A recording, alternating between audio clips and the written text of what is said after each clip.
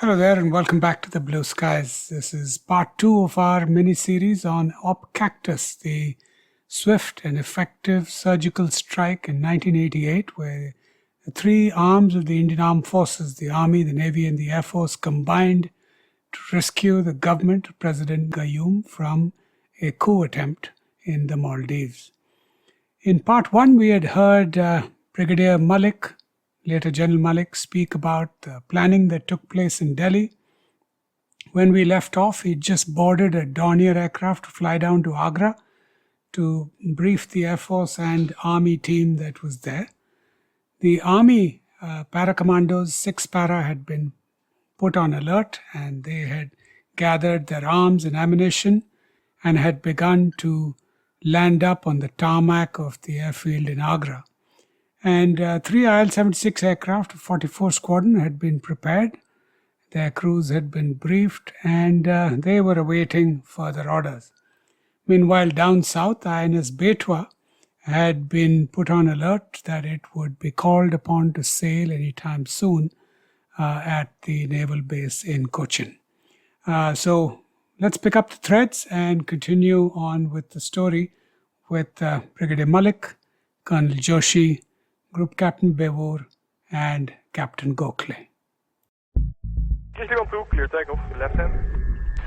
Takeoff left, middle left, swim west, copy. Crossing to horn. Crossing into 4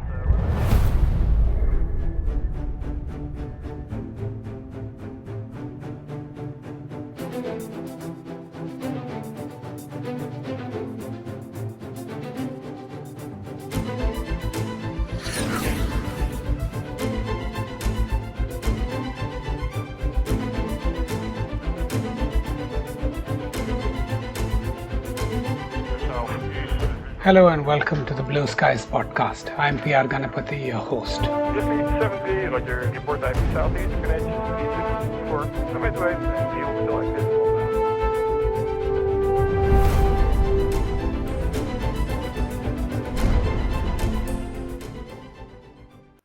Back to Colonel Joshi. Anyway, to cut the long story short, the troops went through.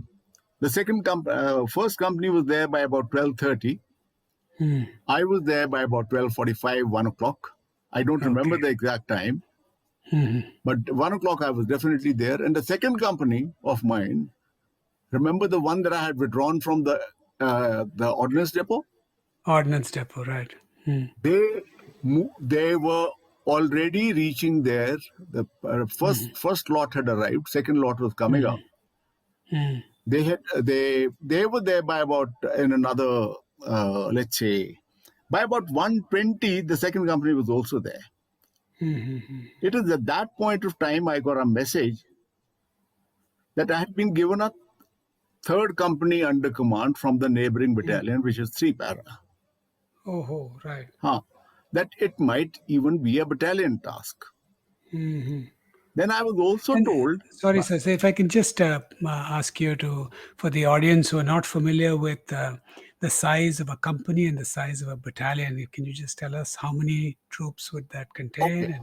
A company is roughly, when you say a company, we talk of a company group in operations. Company with all its support elements is roughly 120 to 125 troops. But in peacetime, you will never have this number of 120. In our case, with all the detachments and this, that, and the other included, we were at about 105, between 105 and 110. Why? How could that be done? In peacetime, the troops on leave. We can send up to 25% troops on leave. Then the troops are on, the boys who are on courses. At any one time, one infantry company will have 3 to 4 people on courses. There are people on temporary duty. Average from a battalion, 1 to 2 per company might be on temporary duty. So that's how the number reduces. So the rest of the boys had been made up in my company by milking them from the other companies. Okay. In essence, that means that every company had no more than a company strength by itself is about 100. Right. When I say 120, it means that it includes the other elements given by the battalion, like the medium machine guns. Now they're a part of the company. The recoilless rifles, anti-tank rifles, missiles, this, Right. that, and the other. Okay. That's how it goes up to about 120. Now, Okay. having said that, now my strength was going to be 2 companies.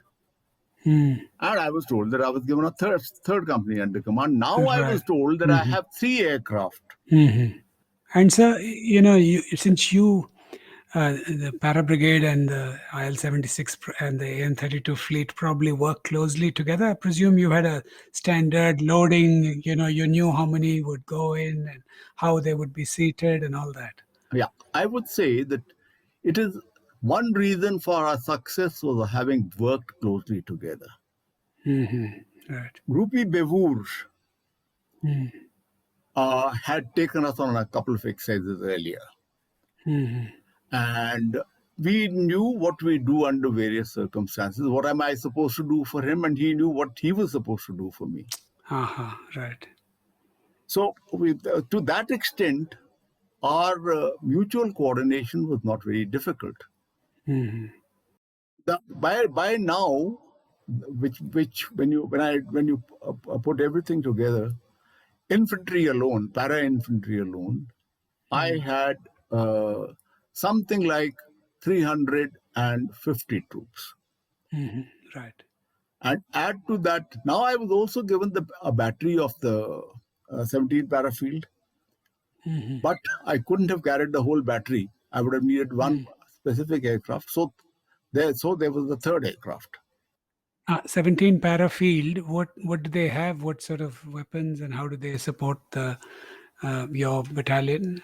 Oh, they had the 105 millimeter guns.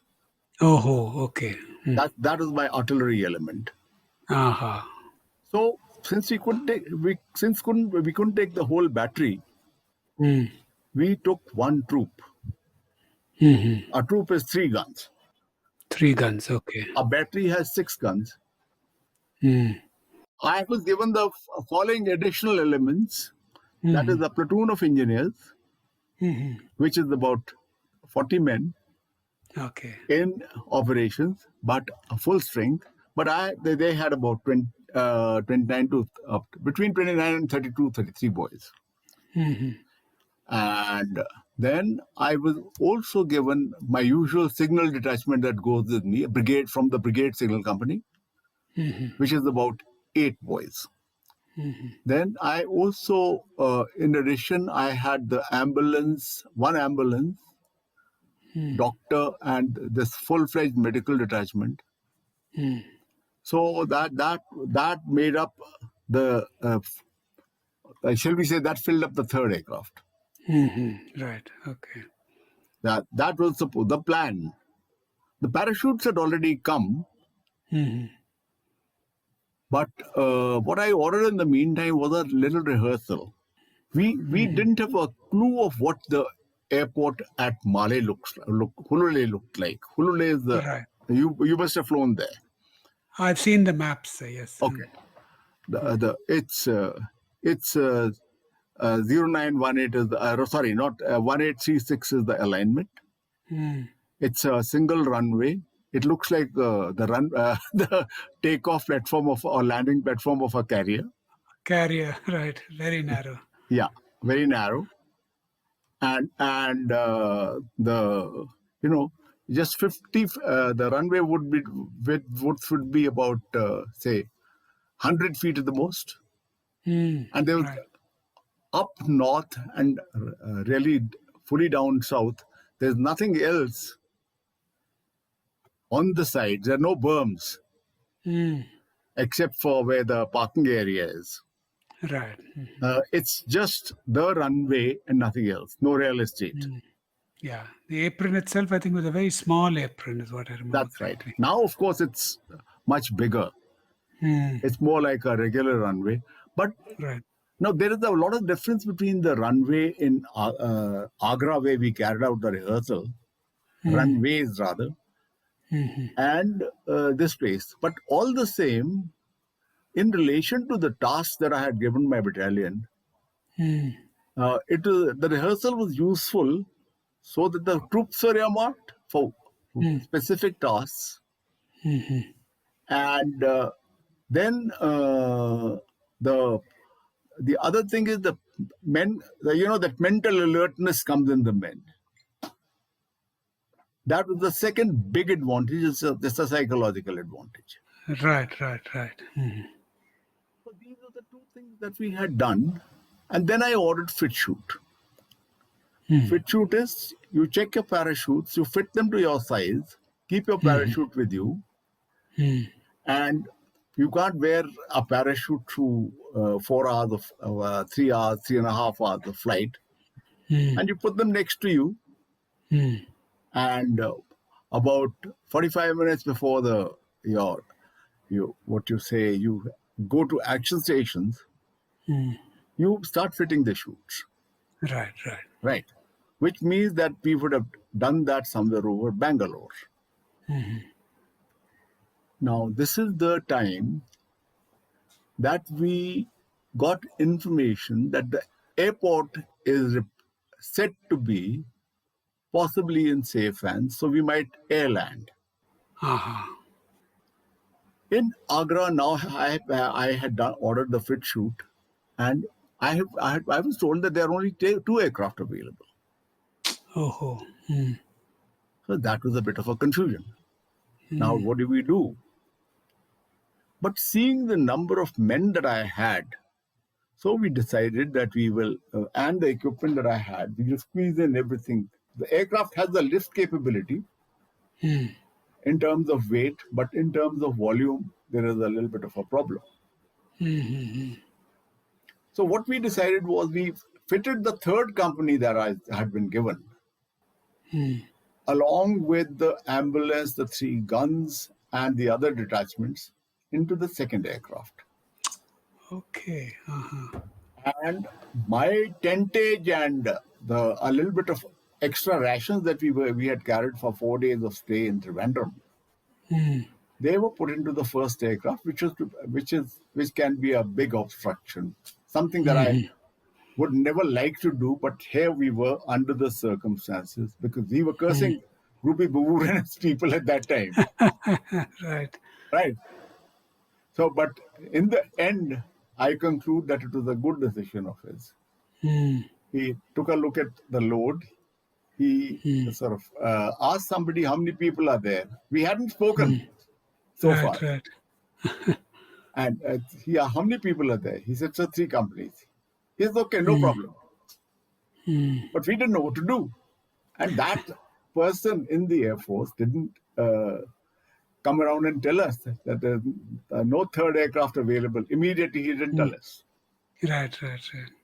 That is another story.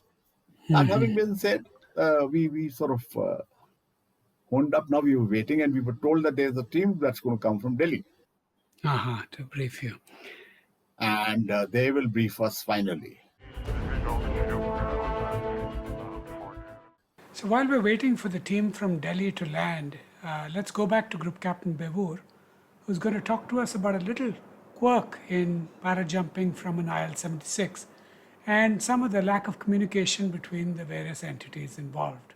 So if we take the time to 12:15, it is also 12:15 in 44 Squadron because it's 12:15 in the Para Brigade.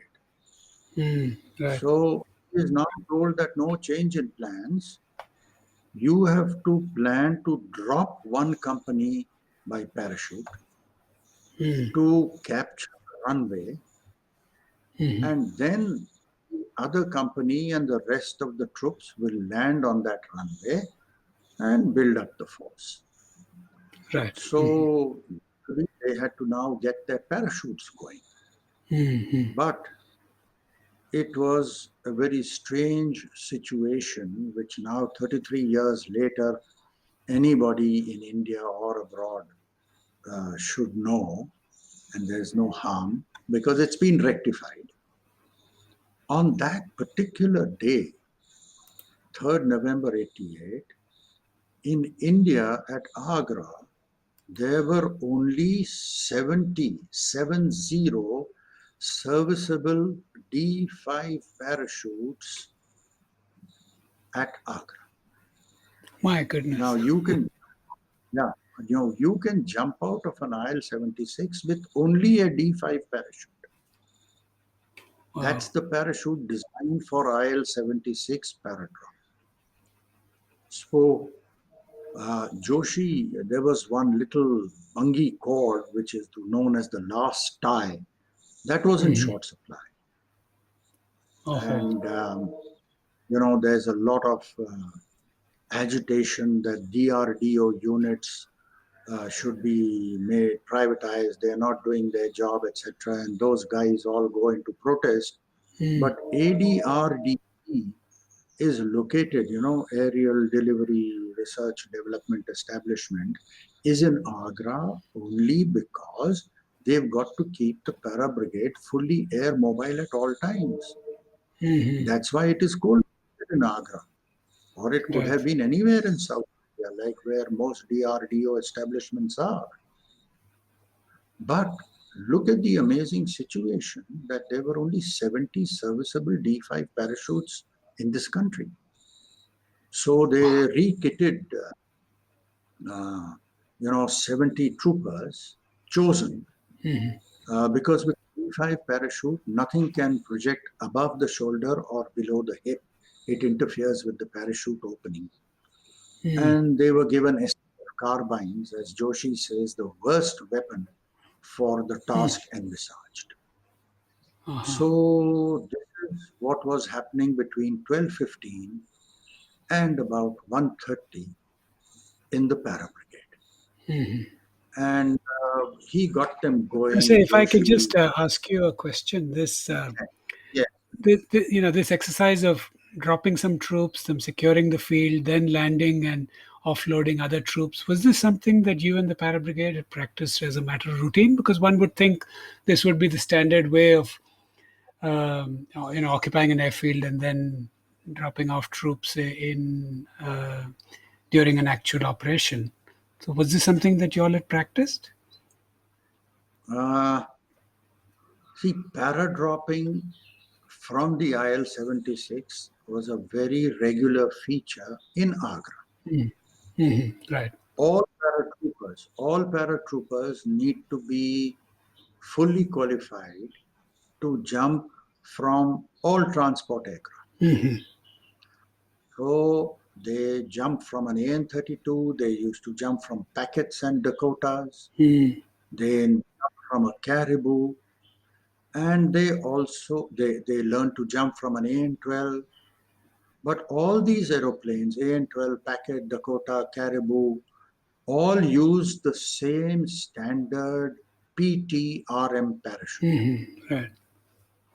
From the IL-76, they use a D5 because it has a delay mechanism. Plus, IL-76 is a very unique aircraft in which paratroopers jump out from the two side doors, which are ahead of the four engines. Okay. Okay. So therefore, that parachute has to be specially prepared. That how it deploys, there is a delay mechanism in that, so that the paratrooper is well below the engines because they are sucking in air.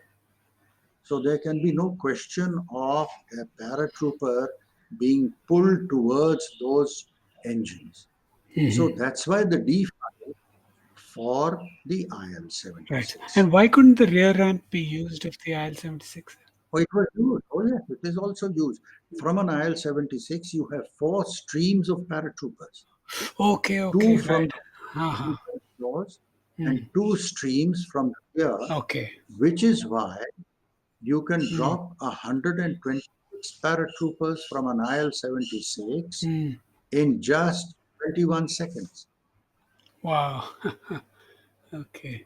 So you have 4 streams of paratroopers jumping out. You don't need an EZ So the length of the DZ is approximately 1.5 kilometers. Right. So that is how it is done. So now you wanted to ask about practice. Now, as far as practice is concerned, we drop them on a DZ or we do an exercise with them on another selected DZ. Dropping paratroopers on an airfield is a very tricky business because there are a lot of structures all over the airfield. Open spaces are seldom available of the size required for paratroopers to land, get rid of their parachutes, and then go and attack whatever it is that they are supposed to attack, the ATC building or some hangars, aircraft, etc. We had never dropped paratroopers on any airfield. Okay. We had dropped paratroopers out in the in the open areas which were selected by the army as a dropping zone, and then they would regroup and go and attack their objectives. But there is no practice actually done by me for dropping somebody on a runway. Right. That's one. Second, the dropping zone dimensions, the longer dimension, the shorter dimension, all these things must be known. So when Joshi was told that there is you have to drop these paratroopers, he had no idea where we are going to be dropped. And we are talking now of time reaching 1:30. 44 Squadron is having lunch, and the paratroopers are coming to the airfield because they've been told that you will go. 44 Squadron has not told that the para brigade is your cargo. So this is a mismatch, and yes, all the listeners should know that many times I have dubbed this presentation as an object lesson of how not to do an airborne assault. Right. Object lesson of how not to do it. Of course, it's been remedied. We are talking of something 33 years back, but you should know because some things don't change. Some things don't change. The Indian Army and the Indian Air Force and the Indian Navy we are the same people, the same stock. So that is the picture. So let's get back there. Practice on dropping on an airfield is not being done. I mean, you can drop 3-4 paratroopers with those, those steerable parachutes, which they do on, for Air Force Day or Army Day. Yeah, correct. Army Day and National Defense Academy passing out parade and so on. But that is not the parachute which fighting men use. Correct. That is not the parachute. Okay? So, if I may say that we are now at 2 o'clock, 1400 hours, 3rd November. Our tarmac is now full of maroon berets. And we in the squadron are now convinced that this is our cargo, but we still don't know where we have to go because no one's told us. No one has told us. We have not contacted the para brigade. They have not yet come to the squadron because they don't know that 44 Squadron is their transporter. So they're all gathering together near the aircraft. They ask the ground crew, by which are your aircraft, etc. They say, by these 3 are designated. All 3 aircraft are there with their cargo doors open, ground power connected, but not on. And the aeroplanes are, as far as we are concerned, de-energized. Okay, so the team from Delhi has finally landed. Let's pick up the threads with Brigadier Malik. Now, at Agra, both Bulsara as well as Babur, they were quite unhappy because of the short notice. And I don't don't think anybody can blame them for that. Right.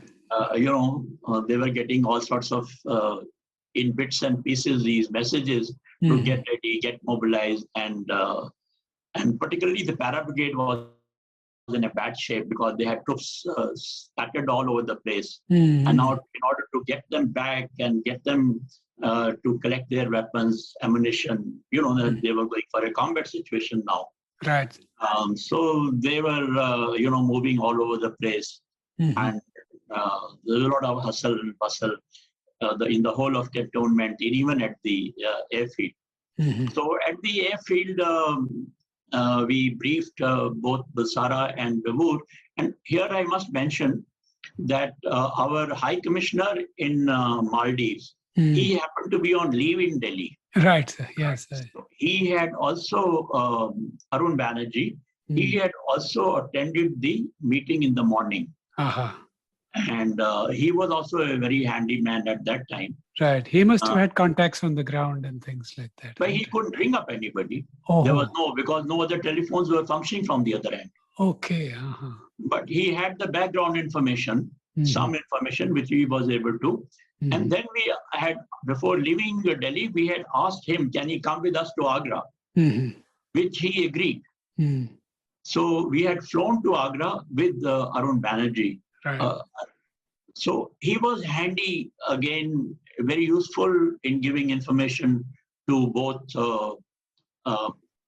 Bulsara and Bavur. And particularly to Bulsara because, he wanted to know more information about the ground. Correct, right. And so at Agra, it took quite some time. Another anecdote that I remember, by about 5:30, both the planes had been loaded. They had first warned for 3 flights, but the army could not collect more than 311 or 12 people. So ultimately it was decided that there is no need for 3. We will have only 2 IL-76 carrying them, which included me and Ashok, of course, he was also there. We asked Arun Banerjee that why don't you come with us? So he thought about it, and then finally, I must say, he also agreed that he will. I said that in the flight, you can keep briefing Bulsara about the grants. So, when you're loading up for an operation like this, where you're going into a fairly unknown situation, how do you plan for what weapons you carry, what equipment you carry? I mean, like, for example, how did you decide to carry or not carry, boats or something like that, which I'm presuming at some point they have the inflatable dinghies. So how do you decide what to carry in such a situation? Yeah, I think it's a very relevant question that you are asking me, Ganpati. And we were just, with the kind of information that we had, what we could muster was 1 infantry battalion, 6 para, and a part of the artillery regiment. Right. Who could only carry mortars. Mortars, okay. Okay. And there was some engineers, but no inflatable dinghies and all. Nobody thought of, I don't think we were carrying any. Right. So bare minimum thing, because of the ground situation that was there, that there are about 70, 80 or maybe 100 rebels who had come from Sri Lanka. And that much was known. Right. And they were only firing small arms. They didn't appear to have any heavier weapons. Okay. So it was all in that a very vague, foggy situation that we had landed ourselves and we had prepared ourselves. And of course, the credit goes to both the Air Squadron Commander, Air Force Squadron Commander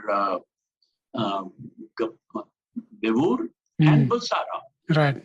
Along with, as I said, CO6 para and the CO of the artillery regiment, and a major engineer company commander. Now, the anecdote that I wanted to narrate was that at about 5:30 or maybe about 5:40, we were being chased by Delhi again and again. Why are you not taking off? Why are you not taking off? But it was taking time. to load people and put them. And at about 5:40 or so, both Ashok Goyal and Navur came to me. They said that, look, Balsara refuses to go. He says that he must be in the first flight. And they had put him in the second flight. Right. Which was, I think, was commanded by Gill. Gill, right. Yeah. So he said, okay, look, this is what he's saying. I said, look, he's a brigade commander. He's the commander. And then he's got the leading battalion commander with him. And I totally agree with him that he must go in the...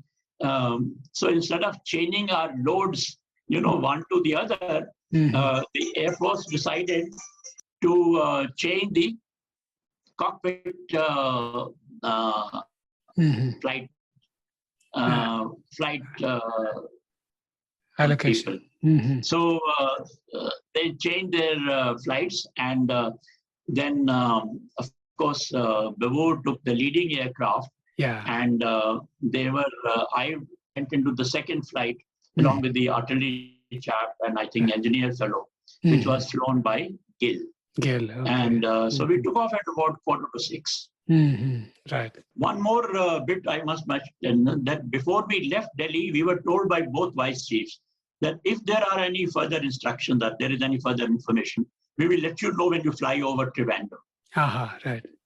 And in case there is none, you keep going because, and we had these, the flights had to remain silent in silent mode. There was no, otherwise there was no requirement for any communication anywhere because we didn't want to give away the identity.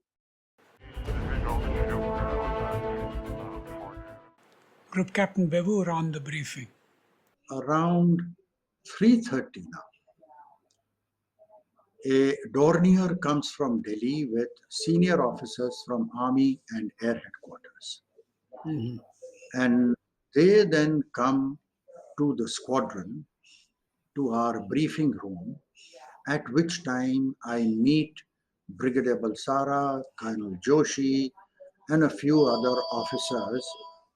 So they came to the briefing room.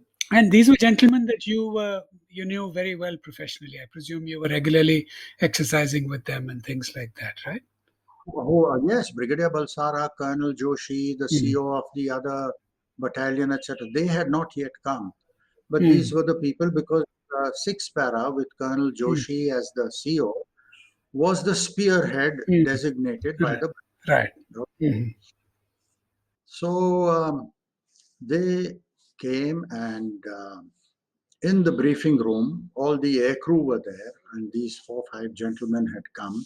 One was in civis, and they said, this is what has happened, and it is our intention to capture the runway. We can plan to land on the runway if it is still under control. So they said, yes, the runway is under the control of the government of Maldives. It is still with them. So we said that then let's go ahead and plan for a landing. The time now is approximately 1610 hours, 3rd November. So it is at this time that it is agreed by everyone that we will try and do a landing. And for that, there will be a certain procedure followed, and the procedure being that there will be a code word which will be transmitted by the air traffic control at Hulule. That is the name of the island on which the runway is built. Right. And that is how it will be known that the runway is still under control. And it's safe. Now, just for the information of the listeners, by this time, 4 o'clock, Brigadier Balsara had been given the code word, which he had not yet given to me.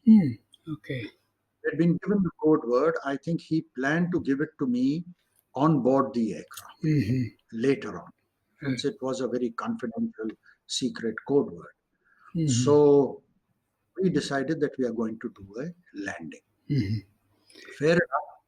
The orders were passed on to the tarmac, and the para brigade started loading it. So can I just ask you a question here? During the course of the day, had we mounted any photo recce sorties over Malé and Hulule or anything of that sort? Terrific question. I did not know whether any recce sortie had been at that time.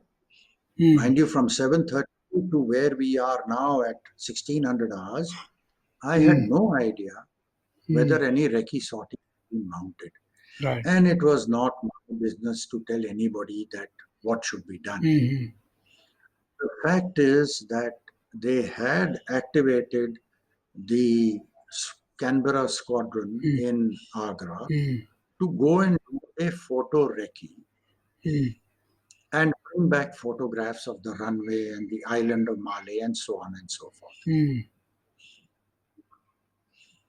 Well, let the listeners know that by the time the Canberra came back and the print was prepared and it was ready to be seen by the people who will use it, it was past 7 o'clock in the evening, and I was already airborne. Right. I don't know whether they could have been activated at 7:30 along with me. Certainly they could have been. They were there for the briefing, the station briefing, 106 was there. They were all there, the people. So that is. Now, whether they activated the MiG-25s which we had at Delhi, I don't know, because that aircraft could do anything and any kind of information. I don't know how many satellites we had in 1988 and what they could give. But the fact is that I did not know whether this had been done, and it was not my charter to tell somebody, Right. By this time, another thing the listeners must know, that there were no photographs, no charts, no sketches, no dimensions, no information about Hulule runway, whether the ATC is to the east or the west or the north. We did know that the runway alignment is north-south. Right. And no pictures, sketches, etc. We had no idea what the island of Malé looked like. I have sent you two photographs. Yes, sir. I'll share them with the listeners. With the listeners. So from that, that we got years after 1988. So we knew nothing, absolutely nothing, except what I shall now tell you. And Colonel Joshi. So there are 2-3 things that happened there. One, the team came, they reached by 3:30. Imagine the time lag. 10 o'clock, I was warned. Group E had been warned as early as 7 o'clock in the morning. And 10 o'clock, I had been warned. And then we were there at the airfield by about 12:30. By 1 o'clock, my first two companies were already there.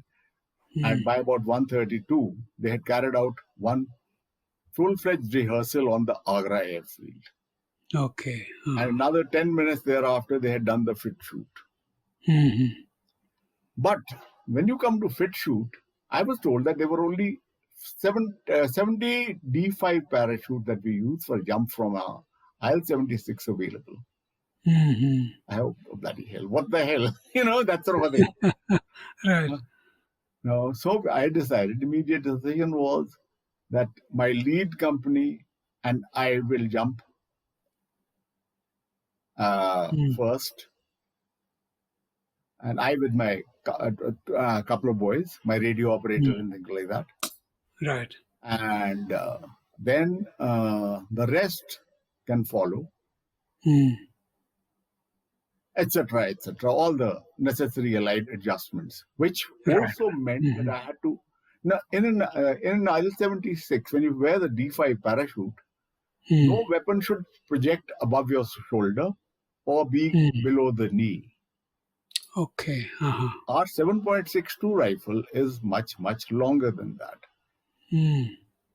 So what I did was, I immediately withdrew all the carbines of the people who hold carbines, including my own, and I gave that to a boy to one of the boys. So we mustered up 70 carbines. We gave all these boys 70 carbines. And that's not exactly how you should go into the battle. Right. And what is the reason for that restriction, sir? No, the D5 parachute has that limitation. Okay. Now, we should have had the smaller rifles, the size of, let's say, an AK-47. AK-47. The equipment plan was there, but it had not come into effect at that time. Right. Okay. Of course, things have changed now for the better. Sure. Now, having done that, we were happy and we were ready. Now comes the story of that briefing. At 3:30, this team came and they arrived at the airport. What happened now was that we were mentally adjusted to 2 aircraft, which I was only waiting for the decision, which is going to be the lead aircraft, which is going to be the second aircraft. Team got together, and this is the first time my boss, who had arrived a little while ago, which he came at about, I think, 2:45, 2:50, Brigadier Balsara. Right. So he says, he just asked me casually, Joe, all set? I said, yes, sir. And I said, sir, are you coming with us or are you going to stay back? Yes, I'd be damned if I stay back. Typical of him. Right. He says, where are you jumping? I said, first aircraft. He said, okay. I'll jump with you, but you and Rupinder go out first. Now, they're giving us not to usurp our command privilege. Right, correct. So, good man. He said, you guys go out first, and I'll find a suitable place to jump. And please put me in some order. Fine. All that done, and so this moment, begs the question: what were your feelings, sentiments, thoughts, and what was the feelings, sentiments, and thoughts of Josh, of your company commanders and other officers? What was the feeling like at that time? Feeling was now the apprehensions. I'll tell you the negative first, but I'm a very sort of positive-minded person. Right. But I tell you the negatives first. Negatives were that if the strength of the rebels is 200 to 500, let's say even if it's 250, 300, how am I going to overcome this number? Right. We normally talk of a superiority of 1:3 when you're on the offensive mode. Correct. In the plains and 1:6 in the hills. Yeah, that's one. Second is, I said, okay, being paratroopers, hypothetically, we are braver than them. But still, it's a bit of a problem. Yeah. And then what happens when there are 500 of them? 2, now what's the state of the airport? Right. 3, what's the state of Hulule? We didn't know what the runway was like. What width, what length, nothing. Right. And fourth thing that bothered me was coordination.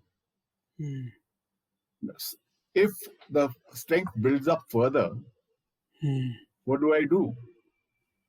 Right. What are going to be my priorities? And the fact of the matter is, at that point of time, we didn't know that I have to go through 2 kilometers of sea and get to the capital and then start the physical operation. Right. How am I going to do that? So that worry wasn't there in my mind at that time. But the worry was these factors. But the positive point is, we had been training very intensively, both with the Air Force and ourselves, from the day one. And I'm proud to say that my battalion has always been a very well-trained battalion. And I had done my bit. We had been training hard for various contingencies. So I was very confident that our training will stand me in good stead. Even if we are overwhelmed by the numbers of the enemy, we'll not let them get away easily. Right. That's one. Two, I said, we will overcome them since they're only rebels. They cannot be as well trained as I am. Correct. So these were two very great confidence building things in my mind. And three, that I will surprise them. I will surprise them. We'll concentrate at one place, then suddenly disperse in various directions. And if need be, we'll go to the area around the runway, go through the lagoon, and then tackle them. Even we have to wade through a little bit of water. Right. These were the three things. And fine. Now, on the hindsight, I told the brigade commander also, so they see all around. And I hope we've got some life jackets. Fortunately, they were life jackets. Okay, right. For the engineer company holds enough life jackets. So we had about 150 of them readily available. They had to pull out the rest from their stores. That sort of a situation. So they had sent the life jackets. Okay. So we with all this, these apprehensions and our confidence, there's a lot of confidence in all of us, and confidence with the Air Force. Right. So what we did was, we started the discussion in the crew room of 44th Squadron, along with this team. So there was one line sketch put on the board, which was introduced to us as the map of Mali. But there was that report that the airport is possibly in safe hands. We said we'll take off. We'll play it by the ear. So 4:40, this decision was taken, and I was told to start loading. There was a bit of a confusion here. Yeah.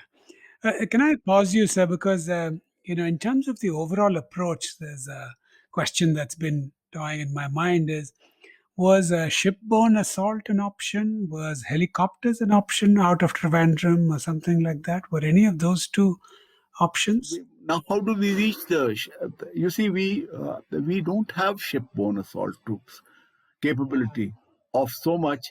And in any case, that capability that lay in the Andamans. Okay. Right. Or a little bit in the Vizag. So by the time those landing ships would have reached, it would have been 2 days, 3 days. Right. So that kind of delay was not acceptable. Yeah. Okay. So we started loading, mentally prepared that we are going to land, perhaps, but be prepared to jump. So once again, as we landed and we were waiting for takeoff, I told the boys to check the fit shoot. This is the time that I did my own fit shoot also.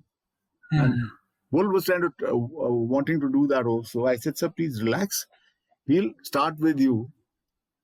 That after all, fit shoot will take about 5 minutes. But when all these people have to fit the parachute, then there's a confusion that might take up to 20 minutes.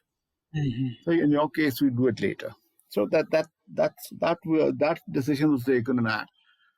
So first thing that we did was, after entering the aircraft, check the fit chute again, including my own, and we settled down.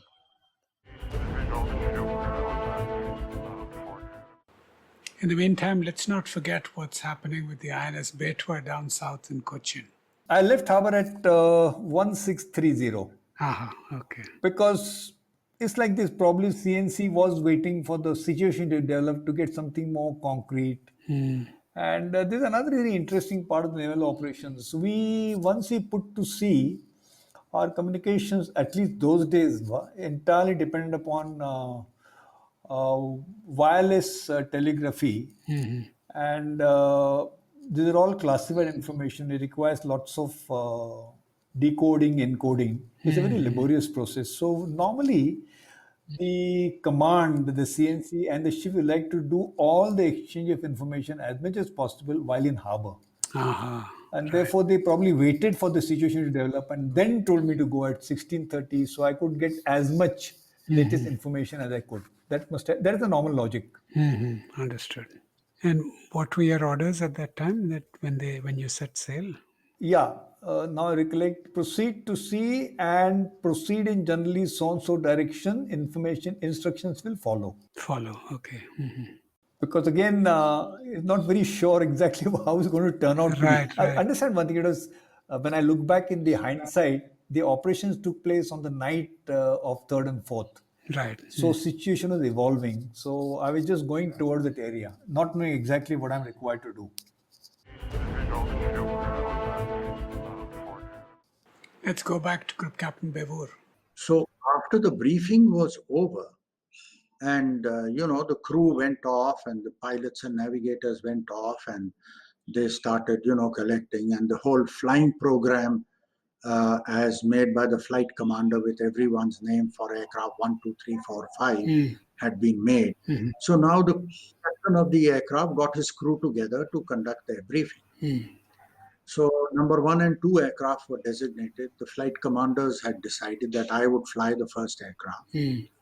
And Wing Commander Gill was made the captain of the second aircraft.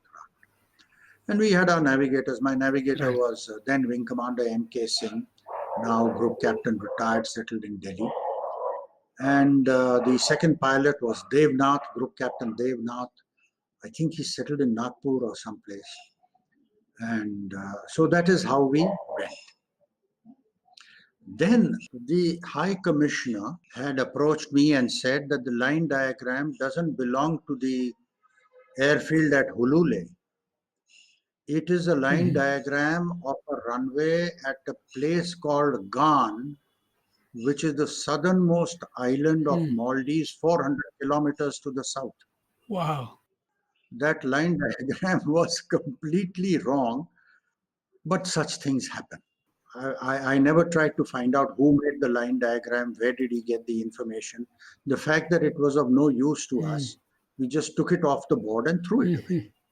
But he had a tourist book of Maldives, on which page 18 or 17 or whatever it was a photograph of the runway. But that was about all. It is a tourist photograph of the runway, beautifully done up, etc. And that is all that mattered. So quite honestly, we had no idea what the place looked like, how long the runway looked like, what was on the right of the runway, left of the runway. We knew it is north-south alignment, but that's about all.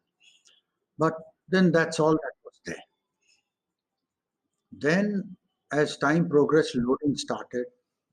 Tea was had, snacks were had, packed dinner was prepared, loaded into the first 2 aircraft, and then made again, and that was done. And the crew were assigned, and people knew which aircraft they are going to. So the crew moved to their aircraft, the first and the second aircraft. And everybody was in a rush because now the target was Malé. The return was to Trivandrum. and Bangalore was the primary diversion. That is how you do long distance flying. Right. So we had to uprate fuel from 40 tons to 62 tons per aircraft. So the first 3 aircraft had to be loaded with 22 tons of fuel each. Wow. Now that is 66 tons, that is 7,000 liters. Now the tankers, what we call howsers, carry only 9 KL, 9,000 liters. And the bulk petroleum installation of Indian Oil or Bharat Petroleum, whatever it is always outside the airfield. Because it belongs to them. You see, that land property belongs to Bharat Petroleum. So the bowsers have to go there, fill up, and then come in. So we were looking at 70,000 liters. A delay of 3 to 4 hours was staring us in the face at 4:30 in the evening. Now the first phone call from Male came at about 7 o'clock in the morning. The call came to the Joint Secretary, Ministry of Foreign Affairs, Mr. Sahadev, who was Joint Secretary, Bangladesh, Maldives, Sri Lanka. He was known as the JSBS.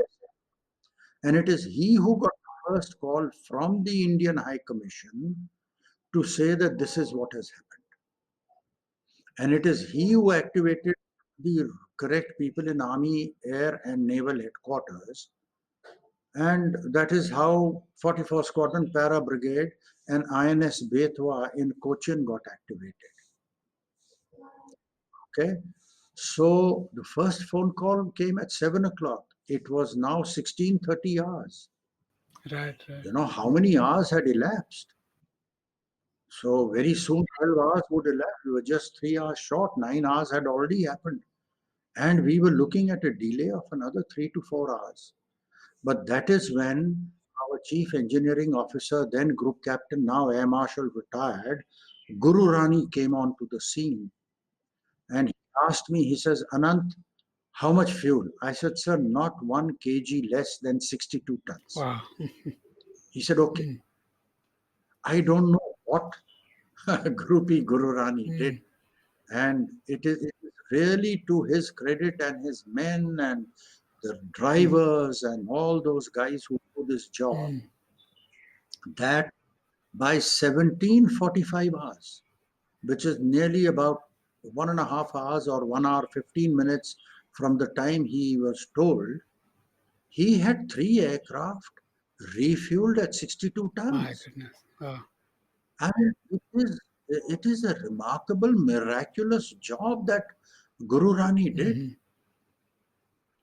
And that is the class of engineers we have. Real can-do attitude. Yes. By that time, another 10 AN-32s had come from Jorhat. This is the swiftness with which their headquarters had reacted. Not only were the IL-76s available, not only were the AN-32s, which are Agra-based, available, they had also brought in 10 AN-32s from Jorhat. Wow.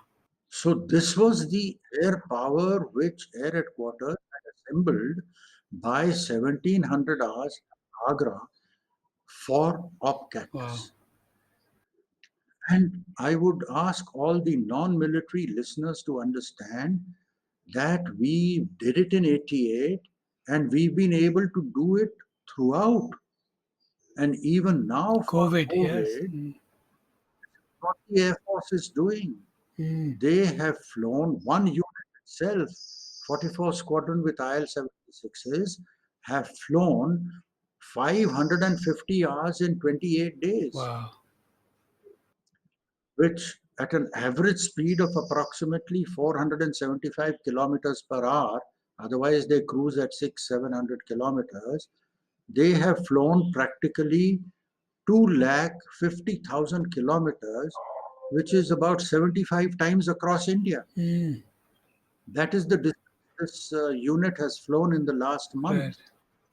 in support of COVID, plain support of COVID and maintaining Ladakh by air. Right.